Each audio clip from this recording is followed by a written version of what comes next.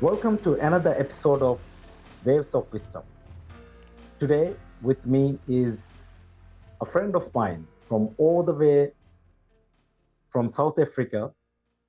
She is Dr. Mavis Mazhura, is deeply motivated by desire to empower individuals to achieve their full potential. She is the author of 8 books, and one of the most important books I would like to highlight is she wrote a book about managing emotions for financial freedom, which will be one of the key areas of our talk today. And she also like to her purpose in life is guiding others towards their personal transformation and building resilience. She's a doctor of philosophy from on the area of psychology and leadership. So let's deep dive into her story and how she found purpose and passion in her life and what she thinks about unretirable. Welcome to the show, Dr. Mavis. Thank you so much. Thanks for having me. Yes, I'm excited and looking forward to this conversation. Thank you. Thank you for joining all the way from South Africa. And it's, I think, about 3 hours behind Maldives when we are recording Yes. this in Maldives, Yeah. right? Yeah. You're right. So, yeah. Dr. Mavis, just to start with, can you tell us a little bit about your career and what you are doing in early parts of your career and what led you to pursue your higher education or your PhD in this area of psychology and leadership? All right. So my background is HR. My first degree is in human resource. So I worked in HR for a few years, and I also worked in learning and development for also a few years. When I was working in learning and development, I think there was just something that, I felt that I was underutilized. I felt that I had more potential than what I was currently utilizing. But I also saw in the role that I was in that I would never be able to use more of my potential than what I was currently using. So as a result, I started exploring possibilities. And I knew then at the time that I had a passion for learning. I had a passion for empowering people, helping people learn, but also me to learn. I had a passion of learning always. And I just, sort of started sort of exploring how do I sort of find work that really resonates, work that really aligns with what I am passionate about, which is learning and empowering others to learn. And I remember one of the key moments was I actually watched a movie, or was it a documentary called From Ambition to Meaning. And that really sort of changed my life, because at the time it was just really looking at what is the career that can, yes, resonates, but also career that can make more financial rewards. It gives me more financial rewards. But I think when I watched that documentary on From Ambition to Meaning, it changed everything. I wanted to do meaningful work. And I didn't know what that. What is the message in this movie? So the message in this movie is really to say we are taught and trained to pursue ambition, to be ambitious. We want to be the next, the next CEO, the next director, the next. So we almost are trained to follow a particular sort of way in our career progression, seeking for the next sort of promotion, the next growth within the career ladder. But some of us find ourselves in those careers and we are empty. We don't feel that we are making any meaningful contribution. We don't feel like we have purpose. We don't feel like what we're doing is purposeful. Right. And I think that was me. I was in HR or learning and development, and I didn't feel that I was making the impact that I'm capable of making. I didn't feel that even though I loved learning, that the work that I was doing was purposeful or meaningful. And so from there, when I was transitioning and looking for what next, I wanted work that was meaningful for me and even for the people that I would impact. Yeah. So when, I think a lot of people are in their mid-careers go through the same type of thinking what you are going through, right? So throughout your experience in this, how did you felt like before you changed your career into more meaningful work, which you are doing now? And when you went through that phase, how was that phase like? I think it was a challenging phase because you've got a lot of confusion. You've got decisions to make. You've got bread and butter issues, right? You still need to pay your bills. You still need to bring, pay your, pay for your bills or pay school fees, whatever it is that you need to pay. So you're thinking, I need an income. And then you're thinking, I need meaningful work. So it's kind of scary. And so many people then end up just getting stuck in, rather let me pay my bills and rather let me maintain this so that I've got security. Because my transition meant not having security. My transition meant having to let go of security to seek for something more meaningful and eventually find security there. It was not guaranteed at the time of transition that you would actually find security. So it's a very scary and a very uncertain, sort of position to find yourself in, having to decide, do I stay, do I go? Do I change, or do I remain where I am? Yeah. So do you think the people who are, so is it the people who are scared and they don't want to face that fear, who get stuck in what they're doing and they continue doing, and then after many years they wish they would have done something else? Right. So that fear, that uncertainty can definitely keep you stuck.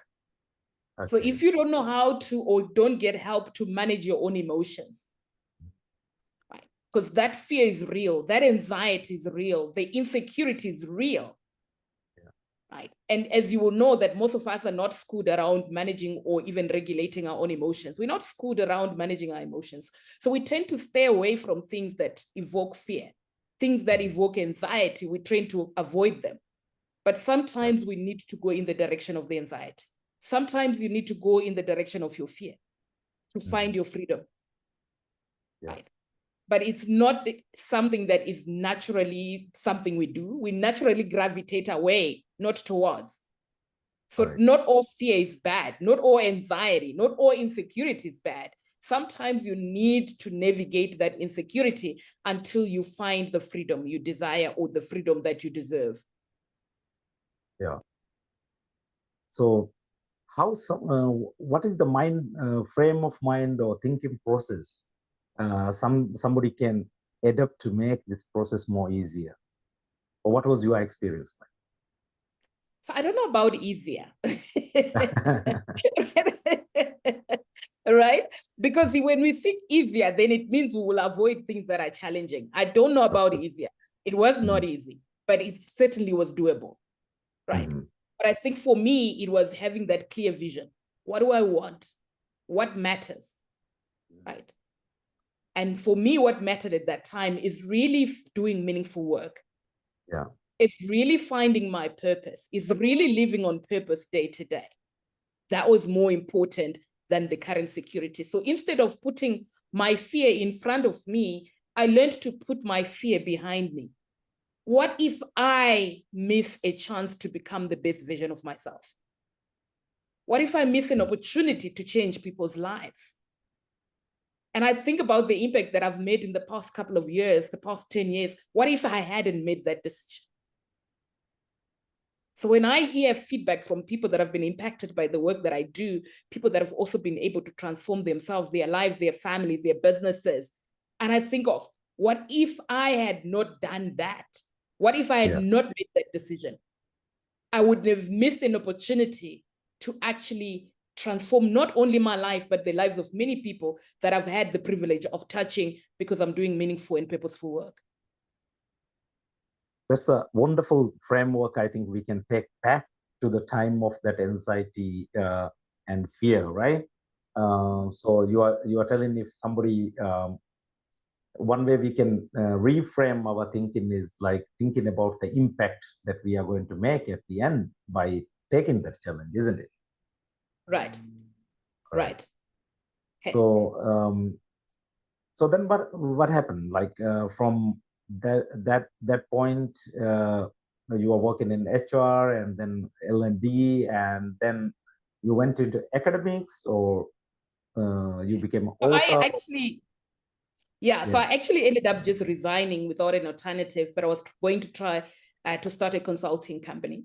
Okay. So I started a consulting company, but I realized as I was doing it that, I didn't have enough skill set to be able to continue to run or even to be able to facilitate some of the programs that I was passionate about. I started being very passionate about emotional intelligence, learning about emotional intelligence. How do I manage emotions? How do I self-regulate? How do I become more self-aware? But how do I also help other people to do the same? And I used to hire people to do that, to come and facilitate. So I would run the admin of the business, the selling side of the business. But when I would hire people to come and do the facilitation of the EQ or emotional intelligence training, when I sit in some of those sessions, I felt like this is a huge subject and it's I don't think it's being utilized to the potential, the extent to which it is, capable of, helping to transform people's lives. So I then went for my own certification. I did EQ certification with Talent Smart. I did EQ certification with Human Next. I did EQ certification with 6 Seconds. And from there, I started facilitating myself. So I started doing a lot of emotional intelligence courses, 2 days, 3 days, and most of those were very transformational. Right? I could see people change in a day, in two, as we were talking about emotions and managing emotions.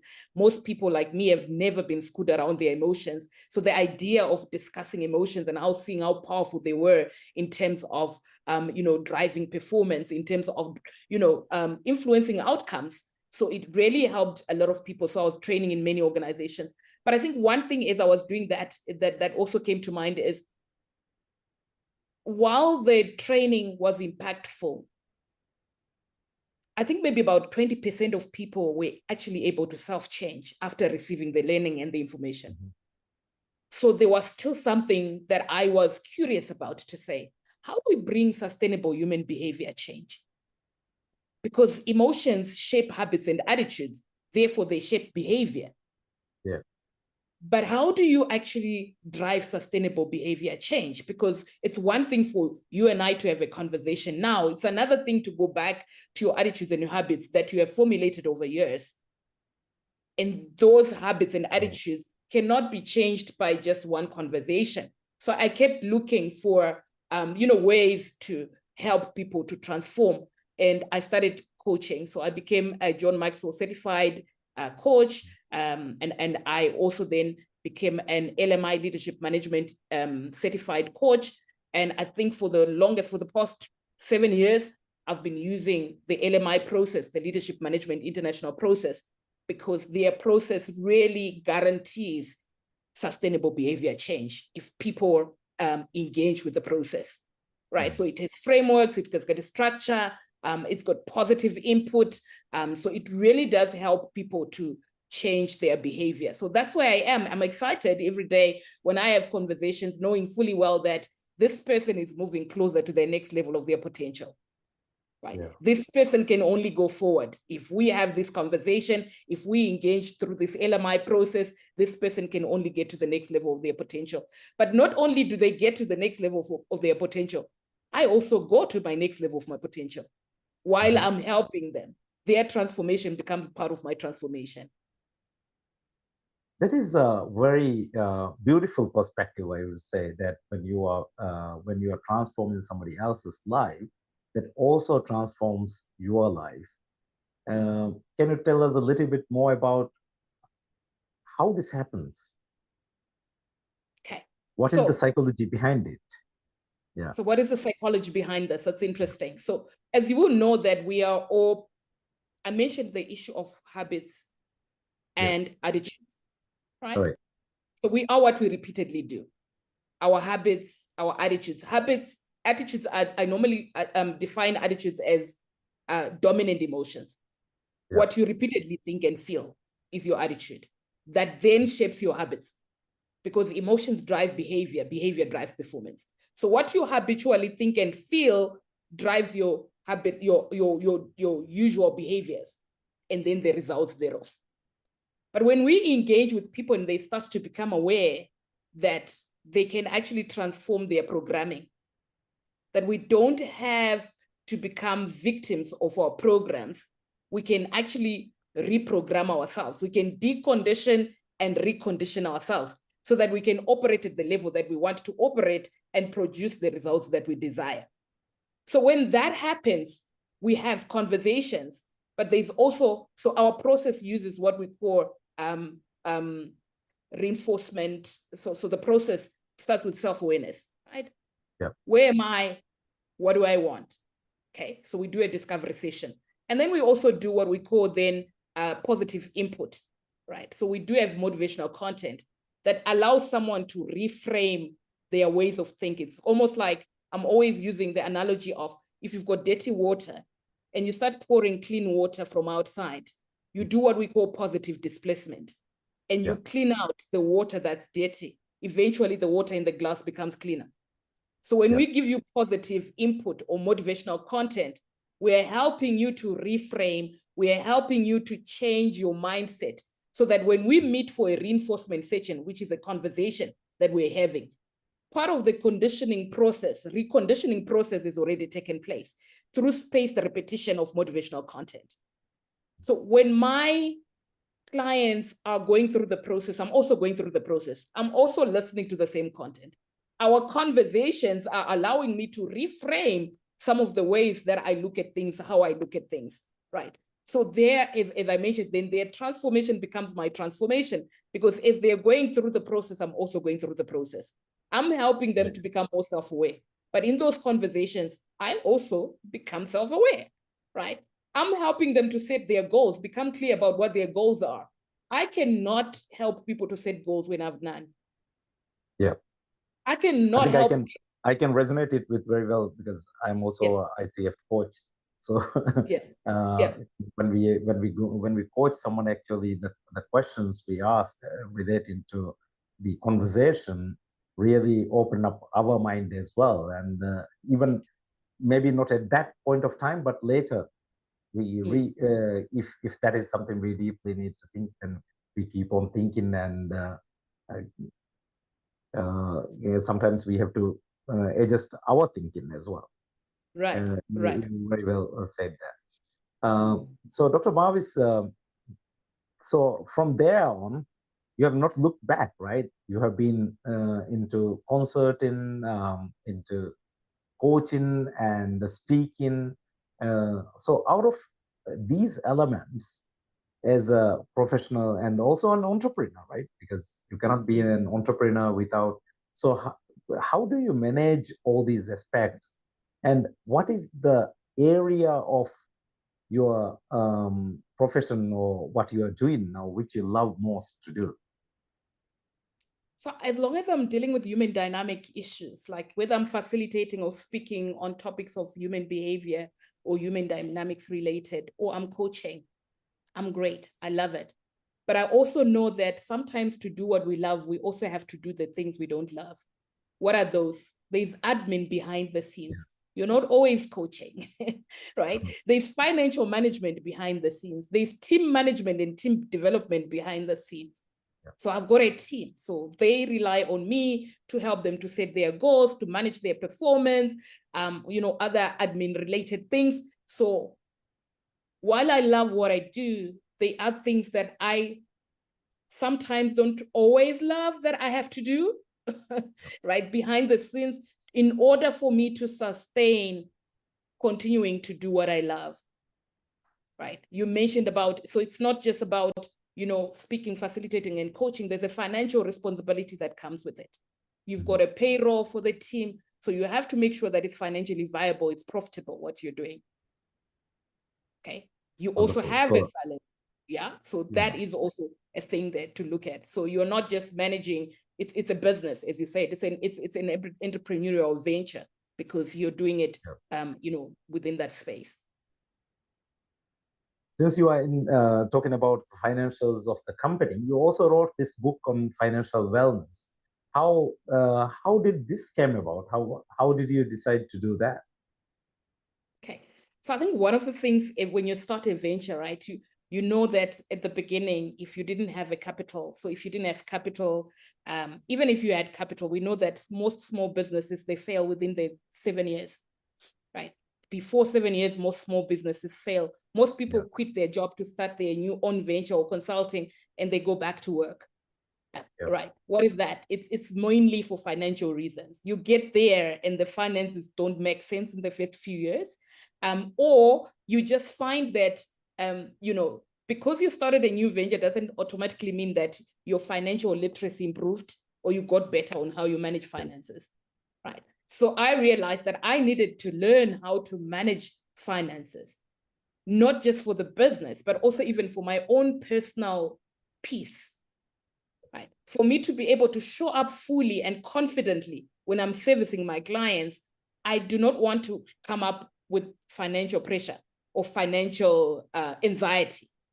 So I needed to manage my finances in a way that allowed me to be able to show up fully, but also that allowed me to be able to take up some of the opportunities that come along, because sometimes you get excluded because maybe you get accorded, for example, a training that requires you to pay for some of the services upfront before you get paid. And then you realize, oh, I don't have the money. So the financial freedom became, how do I manage my finances in a way that leaves me with financial peace rather than financial anxiety? How do I reduce financial stress, right? As an entrepreneur, as a business person, but also as a mom, as a responsible adult in my own household, so that I am not constantly fearing the bread and butter issues. And this will interfere with my ability to actually show up fully as an individual. So financial well-being, critical. If you have to show up fully, and if you also have to be able to latch out at some of the opportunities that come your way, you need some financial stability, but you also need financial freedom. What is that about? For me, financial freedom is not about having a limited supply of money. It's about managing the money you have in a way that leaves you feeling peaceful. All right. So this is a very important topic when it comes to the current work, which I'm also doing, as I mentioned before we started. So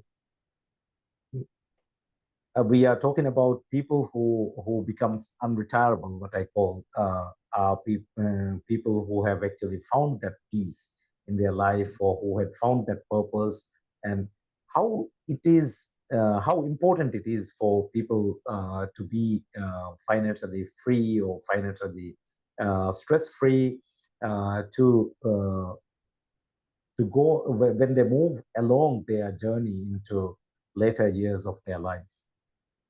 Okay.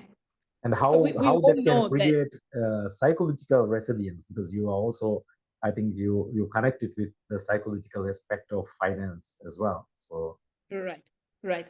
So I think in terms of retiring, one of the things that stop people from retiring sooner or transitioning to what they love is financial issues. It's bread and butter. You still have bills to pay. But even when people retire, very few people have sufficient money to retire in many countries. Right? Meaning the way we managed our money while we were working does not allow us to retire with peace.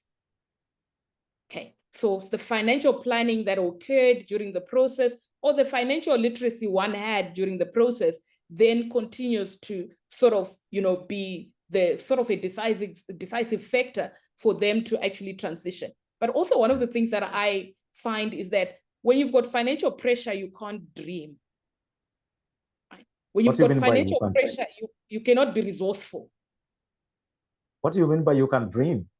Even somebody who doesn't have can have a big dream, isn't it? Mostly when you start speaking to people with financial pressure, they start letting go of their dreams. Okay. There is a way that we associate dreaming. For many people associate dreaming, visioning with money. So people start saying, I can't have that dream. I can't dream of visiting 100 countries of the world when I am financially pressured right now. It's impossible. Or in other words, can we say that they are scared to dream because they don't have money? they are scared to dream because they have no money. They start to associate dreaming with finances. And yet dreaming does the opposite. It is the dreams that push people, right? Yeah. To become innovative and creative so that they can create the finances. Yeah. I'm always saying to people that, let me look at your dream list and I'll show you how much is in your account. Right? Because so it the is lesser really a reflection, dreams, you said. So yes, your dreams are a reflection of what you have, right? Right, right. Okay. What do they say? Dreams are the materials through which the future is made up of. Okay. Right? So we can immediately know what the future is going to look like based on your dreams currently. What are you dreaming about? What is on your dream list? Yeah. But the financial pressure has limited many people from dreaming. Yet I always use this to say dreams are for free, they are not for sale. Yes. So you don't even have to think about what's in your bank account because that is irrelevant. Dreams are for free, they are not for sale. And yet many people get constricted, get limited in their visioning, in their pursuit of their dreams, in them becoming innovative and creative because they limit themselves because they say they don't have money. So financial freedom is important because when you don't have the pressure, you can dream. Then you get time to dream, I guess. Sorry? Then when you don't have financial pressure, you tend to, you get time to dream, isn't it? And vision. Because otherwise all your time is occupied with how I will survive, isn't it? Yes. Something like so that. when we are not in survival mode, you have capacity to be able to have visions, Although you talked about resilience. Resilience is that ability to be able to dream, not when the adversity is over, but during the adversity, so that the adversity can be over. I don't know if that makes sense, right? Yeah. Yeah, that is basically a loop, right? Right. How it goes around. Yeah. Right. Okay. So, so what was this is the key message of your book, right? So, so what was your experience in your journey into financial freedom and becoming financial stress free? You mentioned initially you were not, right? So what was that turning point when you became, or how many years it took for you to achieve that? Well, yes, I love to look at that. But I think for me, it was firstly becoming self-aware. Yeah. To become aware of the conditioning, the programming that I'd received from my childhood. Firstly, as a Black woman, you tend to take care of everyone.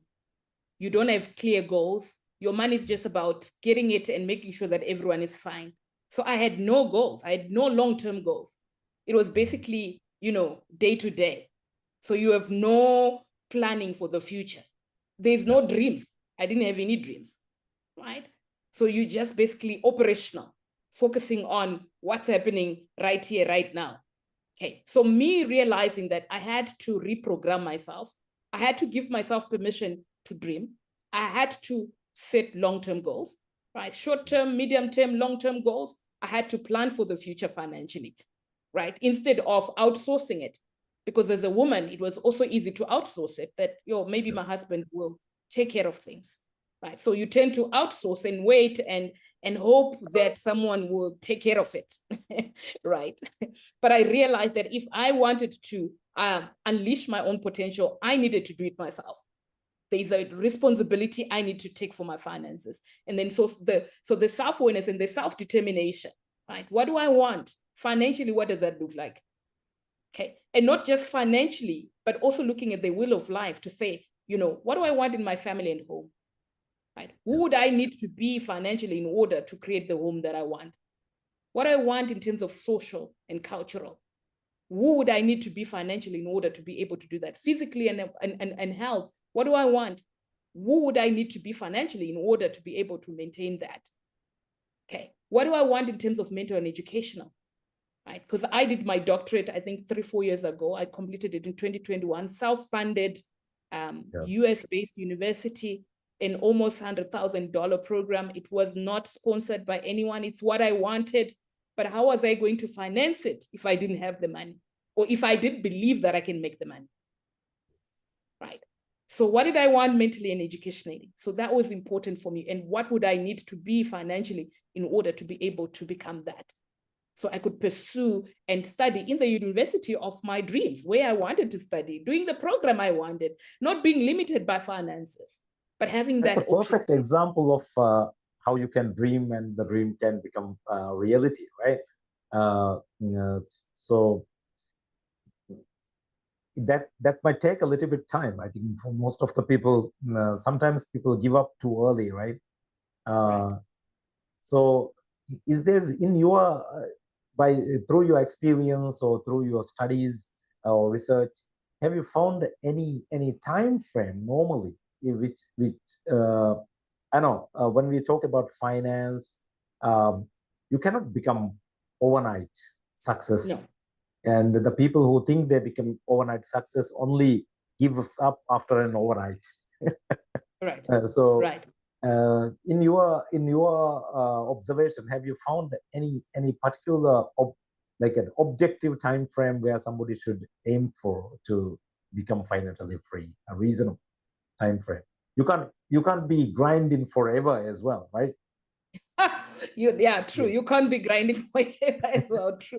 But I think I don't know about time frame, but they talk about 7 years, right? Yeah. So after 7 years in the consulting space, I was able to buy my first house, property, flat, in fact, and I was able to do that for cash, right?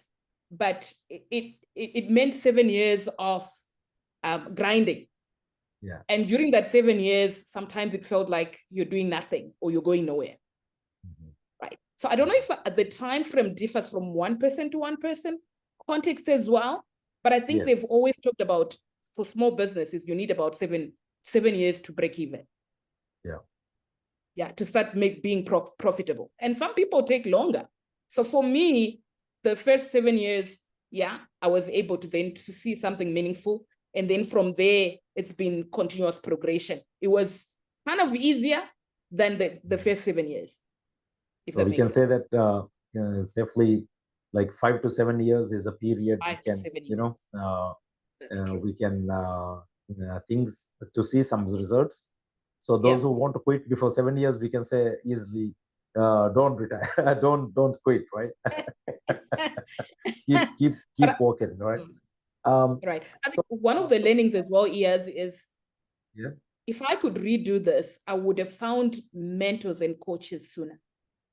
I know at the moment, at the time, it feels counterintuitive because you don't have the money. So now you must look for someone to pay. But it takes you longer to try and figure out things on your own and more faster to try and figure things with someone who already has the experience and the knowledge. I 100% agree with you. And this is where, even one of the reasons why, as coaches, sometimes, we struggle to find clients, even because a lot of people who need a coach actually doesn't have money to pay for a coach. That's it. And I don't think they don't have money. It's just a priority issue. Prioritization as well. Yeah. Yeah, it's a priority issue. If they really look at the amount of money they are going to waste in a year's time, it is much more than a few sessions of coaching or mentoring they can pay someone for. And it don't have to be always paid, right? Because there are out there so many people. If we really approach and ask for help, who are ready to give a piece of their mind. True. Yeah. Why do you think that a lot of people are scared to ask for help in these situations? So this is an interesting one because as adults, there's a thinking we have that we're supposed to know certain things. Right? We're supposed to know. How can you earn an income and not know how to manage it? It feels like it's not like, it feels like exposing yourself to your incompetence as an adult. So many people fear the exposure and the vulnerability that comes with it. Because the moment I can resonate this one very well, even early part of my career, because I started my professional career as a chartered accountant. Mm-hmm. And can you imagine, even as an accountant, I wasn't managing my own finance. How can I go back and tell somebody how to manage personal finance, where I'm managing millions of dollars for a Yeah. company? Yeah.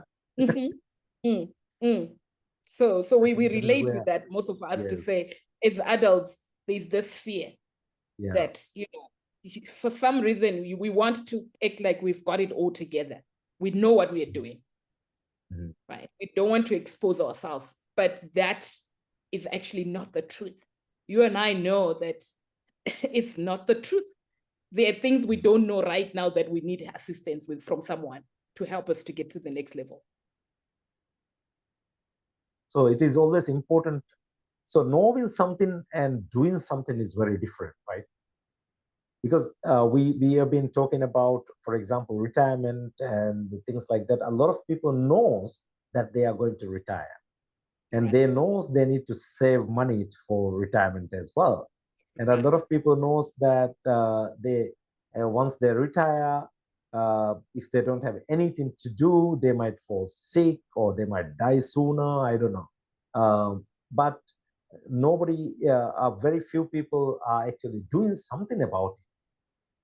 For example, developing a passion on the side while they are having a 9 to 5 job, a career, something like that, right? So, how, in your experience and knowledge, how somebody should reframe their thinking to make sure their future is brighter, or they becomes unretirable in their career, they can follow this passion and for the rest of their life. Um, what is the kind of mental frame they should adopt? Okay. So I think for me, if you can't see 5 years and 10 years from now, and you've not been able to sort of frame that on your own, you need assistance. You need someone to help you, right? But also, if you have the 5-year, 10-year vision, but you can't see the progress yearly or monthly towards that vision or goal, to your point, the gap between knowledge and application, it also means that you need to change your mindset so you can change your habits. So your habits are producing what you're currently doing, and your mindset is driving your habits. So you need to change, reframe your mindset so that you can change your habits. So then you can start to have what we call goal-directed action. So if that is not happening, we know that accountability increases the chances of success by 90%. We also know that only 20% of people can self-change. So there are those who know, set goals, and do it by themselves without needing assistance. They are only 20%. The rest of us, we need help. It means even though you know and you haven't done it, you're unlikely to be able to do it in the next year or two. So you better get the accountability that you need. And we know that accountability increases the chances of success by 90%. One of the things that I was speaking to one mentee of mine, they asked me, oh, business was bad. Last year, business was really bad. I said, who held you accountable for your business? And he said, no one. When you are self-accountant, then there's nobody to report, right? Right? So when you are on this retirable journey, who's holding you accountable for what you want to create after retirement? Who's holding you accountable for the transition? Who's making sure that those goals are set and you're following through? Maybe you want to register a company. And most people that are some of the people that I've coached in our Leadership for Women coaching program, or even on our Grandmasters of Success, they are already in the transition of going for retirement. And most of them, they become so thankful because now they will tell you that all I had was the anxiety about whether I'll have enough money, but I've actually not been doing the planning itself or checking what do I actually have. But the moment you start holding them accountable, they start checking, they start putting, the plans in place. They start registering those companies that they need to do afterwards. They start planning about what is it that they're going to be doing post-retirement, right? So I think we need the help. In fact, maybe organizations, I know organizations coach for career within, but organizations can start also thinking about coaching for transition after career. Yeah. If you have a couple of people that are going for retirement, yes, put them in a coaching program and help them to retire or to transition in a way that's going to help not them to retire. Yes. Or transition. Not to I think that is the word which to I transition, right? mostly, the message which I'm trying to pass is like that. This is a transition into a new phase of life rather than traditional retirement and do nothing and watch Netflix the whole day and have a chat with your retired neighbor. And but there's more to life than that, isn't it? True. So, Dr. Mavis, how do you see yourself in your later years? What will you be doing? Will you continue to do what you're doing now, or will you be doing something else? I will continue to do what I'm doing now, but I think maybe with more freedom. Yeah. It won't what be. What do you mean by more freedom?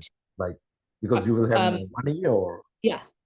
So I think for me, it would be, I do have the time freedom. I can decide now whether I want to work or not, or, even the financial. But I think what I mean is I'm still in the active years, right? Where filling my calendar is more important because then I feel that I'm active, I'm useful, I'm adding value. So it gives me that sort of, high, right?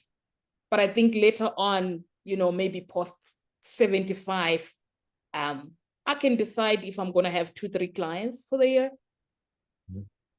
And maybe the rest I am traveling. I would love to do more traveling. I have on my vision to do 100 countries of the world. It's not always possible with the current schedule. I wish you all the best on that one. Thank you. I'm also a travel maniac. So I can imagine how when you are into traveling and when you love travel and explore new cultures, how much freedom financially and time-wise you like to have. So definitely you will be having more wisdom as you grow, right? With all these experiences, and then you are that a few hours will become more expensive, even for somebody to pay for, because you have more wisdom now, isn't it? Right. Yeah. True. Yeah. But before we started, you were sharing about some experiences of people you look up to, or you know, who are like who are unretirable and still going on with passion and with a big purpose in their life. Can you share some of those with some experiences with those people you have come across? Right. We know that Warren Buffett is over 90 and he's still the chairman of his organization. He still works. Yeah. That's beautiful. That's unretirable. In fact, he doesn't do much travel. I recently came to know about it. He doesn't even travel to other states of US as much as many other people travel to other countries, because he loves to do what he's doing, and he enjoys what he's doing, he says, every day. And I know that he does I think there's one conference a year. A highly sought after conference. Very high-priced ticket. And people buy and go. So he's not trying to coach everyone, but he puts together one conference a year. And who doesn't want to go and sit under Warren Buffett's wisdom? Learn from him, right? The best, best in investments. Yeah. Right. Yeah. So, Dr. Mavis, we are coming towards an end of our conversation today. Is there anything you want to share with our audience in the light of what we have been discussing, or in the light of your books, or any upcoming book or work which you are doing currently? Anything you want to share with our audience? So one thing that I'm very passionate about at the moment is developing women to get to the next level of their potential. Being female, but also just engaging with a lot of female executives or managers in organizations and seeing the limitation that we sometimes face as women. I've been passionate about developing women. So I do a monthly webinar. It's not a long 45 minutes on overcoming leadership challenges for women. So if anyone is interested, they can maybe, I don't know, connect and we can share that information. My books are available on Amazon. So if anyone wants to read on anything that I've written, my books are available on Amazon. I think those are the things. I'm available on LinkedIn for more information. People can connect and yeah, we can take it on from there. Wonderful. We'll leave some of the links to connect with Dr. Mavis and also your workshop, so people can connect with you to join. And I wish you all the best for the work you are doing. And I'm sure the world needs more empowered women to the world to become better.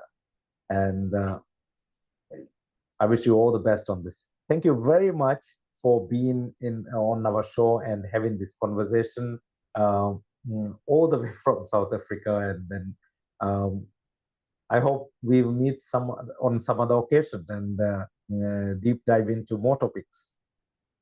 Thank you. Awesome. Thank you so much for having me. Yes, I enjoyed the conversation. Hope we can have more conversations and all the best on your end. Thank you.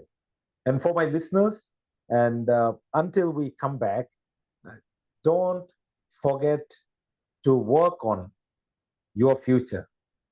Because as Dr. Mavis said, your dreams, the list of your dreams is what actually decides what you will become at the end of in the future. So don't forget to dream until we come back.